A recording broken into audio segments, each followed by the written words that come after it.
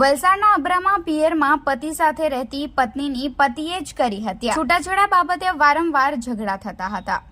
વલસાડના અબ્રામા વિસ્તારમાં રહેતા શ્રમિક અનિલભાઈ કિશનભાઈ રાઠોડ તેમની 2 દીકરીઓ અને પત્ની સાથે રહે છે. અબ્રામા ખાતે આવેલી માર્બલની દુકાનમાં છૂટક મજૂરી કરી પરિવારનું ગુજરાન ચલાવે છે.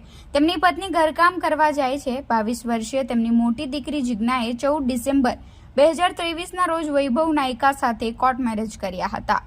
જે બાદ વૈભવના પરિવારના સભ્યો જિજ્ઞાને સ્વીકારવા તૈયાર ન હતા, જેથી વૈભવ થોડા દિવસ તેના સાસરે અને થોડા દિવસ જુજવા ખાતે રહેતા મામાના ઘરે રહેતો હતો. જિજ્ઞા વાવ ફળિયામાં આવેલી એક ખાનગી કંપનીમાં નોકરી કરતી હતી. જિજ્ઞા અને વૈભવ વચ્ચે લગ્નના માત્ર 4 માસમાં છૂટાછેડા લેવા જેવી બાબતે ઝઘડાઓ થતા હતા. છૂટાછેડા આપવા માટે વૈભવ વારંવાર મેરેજ સર્ટી માંગતો હતો અને જિજ્ઞા તેની સાસરીમાં તેને સ્વીકારતા ન હોવાથી મનમાં દુઃખ હતું. જિજ્ઞાની બહેન અને માતા 19 એપ્રિલના રોજ જિજ્ઞાના નાનાના ઘરે કામ અર્થે ગયા હતા અને 20 એપ્રિલના રોજ અનિલભાઈ છૂટક મજૂરી કરવા ગયા હતા.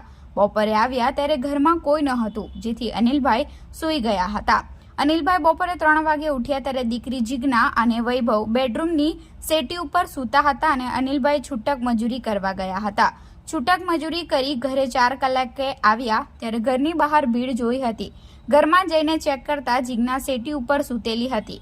અનિલભાઈની પત્ની અને નાની દીકરી તેમજ વૈભવ ઘરે હાજર હતા અને જિજ્ઞાને ઉઠાડવાનો પ્રયાસ કરતા હતા.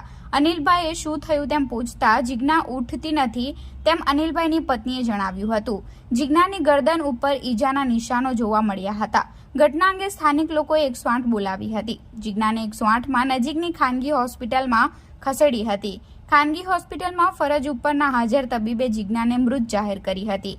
ઘટના સિટી પોલીસની ટીમને જાણ કરવામાં આવી હતી. સિટી પોલીસે લાશનો કબજો મેળવી આગળની તપાસ હાથ ધરી હતી.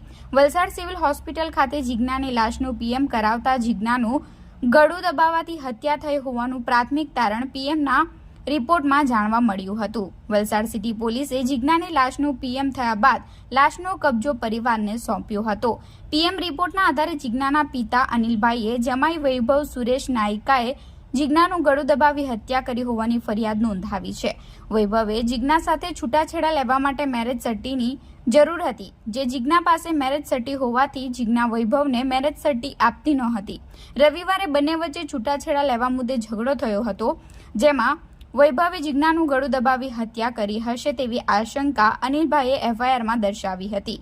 વલસાડ સિટી પોલીસ મથકના ઇન્ચાર્જ પીઆઈ ભાવિક જીતિયા અને ડીવાયએસપી AK વર્માએ જિજ્ઞાના પરિવારના સભ્યો અને વૈભવના પરિવારના સભ્યો અને વૈભવનું નિવેદન નોંધાવી તજવીજ હાથ ધરી છે. નિવેદનના આધારે કેસની ઝીણવટભરી તપાસ હાથ ધરવામાં આવી છે.